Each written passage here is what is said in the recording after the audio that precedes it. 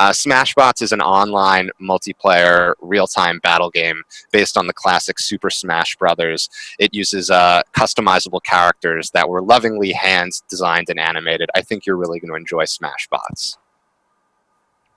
Hi everyone, my name is Matthew Connolly and I'm here with my teammates Yashu, Mike, and June to present Smashbots. Smashbots is a 2D multiplayer online fighting game loosely based off the game Super Smash Brothers. Users are able to join an online lobby of 2 to 4 players. Together, they enter a battle arena and using customized robots, you try to hit each other off the screen until one player remains. Technologies we use for this project are Phaser, React, and React for the front end, Postgres and Express for the back end, and Socket.io for multiplayer functionality. We really wanted our users to feel invested in their robots, so we implemented an item store where users can purchase weapons with gold they earn on their accounts, as you can see here. This actually helped us with an early decision on what database to use. We realized that we didn't necessarily need real-time interaction database that Firebase offers. Thus, we utilized Postgres and SQLize to facilitate buying and equipping weapons. We then load each character's equipped robot onto state before the game begins. Now Yashu will talk about Phaser and the interesting challenges we faced with collisions. Thanks, Matt. We used for our game logic, which included multi-directions, double jumps, and multi-hits, which fling the player farther and farther based on damage. One of the challenges that we faced was detecting collisions between custom-made sprites, which we created using Spriter. We initially used Phaser's P2 physics engine, but we were unable to attach multiple hitboxes to the robots. So we pivoted to our final solution using arcade physics. Each robot has its own hitbox, which covers its body and allows it to stand on platforms and respond to gravity, which is set individually on each local player. Each local player's robot also has 2 children hitboxes, which move along with the player. And when the attack button is hit, these hitboxes appear and listen for overlap with any remote player.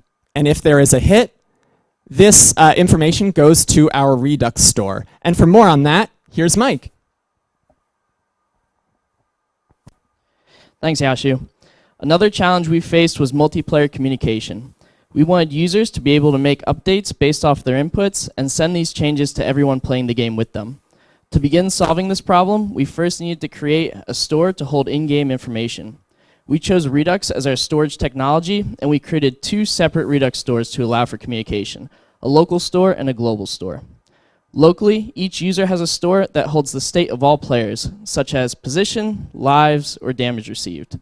A user's locally running Phaser game makes updates to the controllable player and saves movement and attack information to the local Redux store.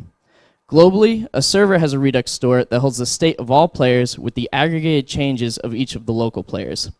Periodically, the global store receives updates from all of the local players and modifies its state based off of these changes. The local stores then receive an update from the global store so that they can see changes that other players have made. Now here's June to talk more about how this communication of information happens. Thanks, Mike. So to transport this local and global state, we use sockets for all of our players, as well as the server, where the server was constantly emitting that true game state to everyone in the room. And to not repeat our code, we use modularized listeners and emitter functions that we could reuse in multiple React components, as well as in-game Phaser functions.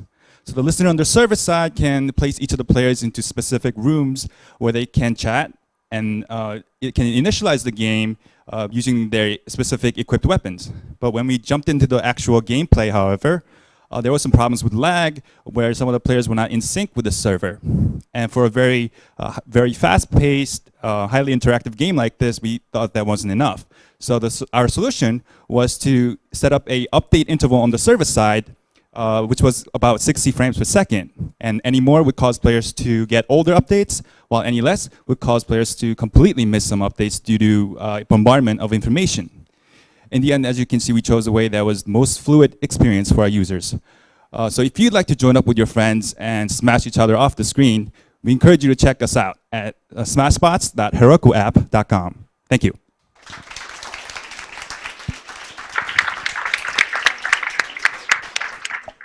Very impressive. The response rate. I'm just watching the game.